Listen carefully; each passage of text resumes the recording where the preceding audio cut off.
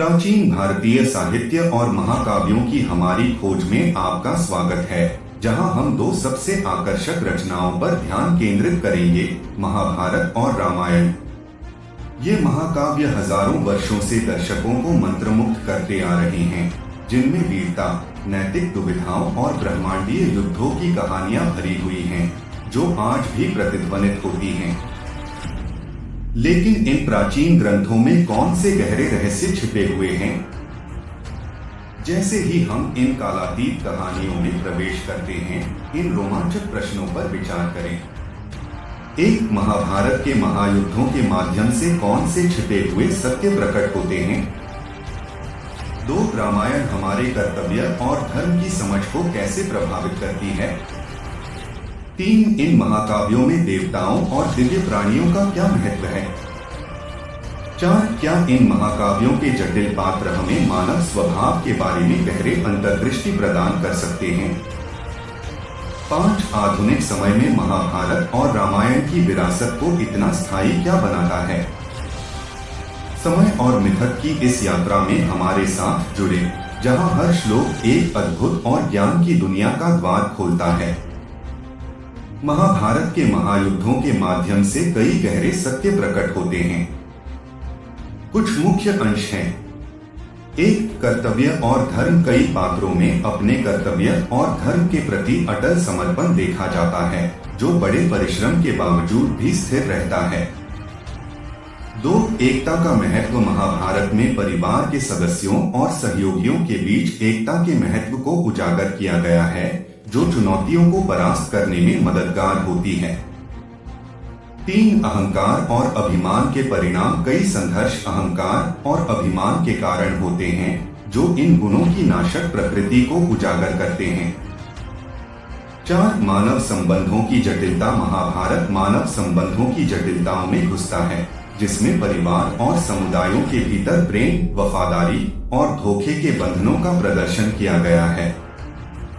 पांच, भाग्य की अनिवार्यता। घटनाओं के पथ को बदलने के प्रयासों के बावजूद भाग्य की धारणा एक बार फिर एक प्रमुख विषय है, जिससे साबित होता है कि कुछ चीजें मानव नियंत्रण के बाहर हैं। रामायण हमारे कर्तव्य और धर्म की समझ को कैसे प्रभावित करती है? इन महाकाव्यों में देवताओं और दिव्य प्राणियों का क्या महत्व है? महाभारत और रामायण जैसे महाकाव्यों में देवताओं और दिव्य प्राणियों का महत्व बहुत अधिक है।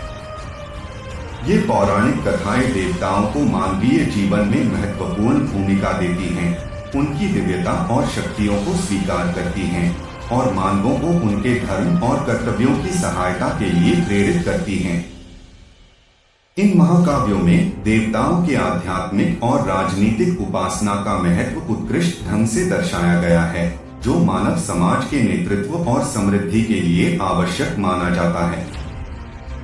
दिव्य प्राणियों जैसे वानर, गरुड़ और असुरों के वीर साथियों का उल्लेख भी होता है, जो महायुद्धों और उनके प्रमुख कथाओं में महत्वपूर्ण भूमिका निभाते हैं।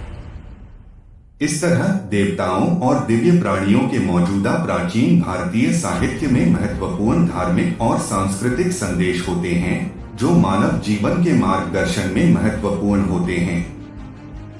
क्या इन महाकाव्यों के जटिल पात्र हमें मानव स्वभाव के बारे में गहरे अंतर्दृष्टि प्रदान कर सकते हैं? हाँ, इन महाकाव्यों के जटिल पात्र हमें मानव स्वभाव के बारे में गहरे अंतर्दृष्टि प्रदान कर सकते हैं। महाभारत और रामायण में प्रस्तुत विभिन्न पात्रों के संघर्ष, उनकी भूमिकाएं और व्यक्तित्वों की विविधता व्यक्तित्व की गहराई और विकास को प्रकट करती हैं। ये कहानियां हमें यह सिखाती हैं कि मानव जीवन में समस्याएं और विपरीतताएं सामान्य हैं और हर व्यक्ति के अंदर स्थायित्व, साहस और नैतिकता की क्षमता होती है।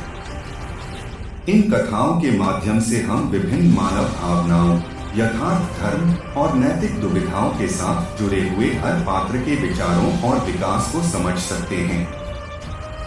इस प्रकार महाभारत और रामायण के पात्र हमें मानव स्वभाव की गहरी अध्ययन करने का अद्वितीय अवसर प्रदान करते हैं, जो हमें अपने जीवन के अनेक मामलों में विचार करने के लिए प्रेरित करते हैं। आधुनिक समय में महाभारत और रामायण की विरासत को इतना स्थायी क्या बनाता है? आधुनिक समय में महाभारत और रामायण की विरासत को स्थायी बनाने में कई कारण हैं। पहला कारण है इन महाकाव्यों की अमूल्य धार्मिक और सांस्कृतिक मूल्य है। ये ग्रंथ न केवल भारतीय समाज में धार्मिक और नैतिक शिक्षा के स्रोत के रूप में महत्वपूर्ण हैं, बल्कि विश्व के कई भागों में भी इनकी प्रतिष्ठा है। दूसरा, इन महाकाव्यों में प्रस्तुत की गई अनेक कथाएं और सिखाए गए उपदेश आधुनिक जीवन में भी मानवता को प्रेरित करते हैं।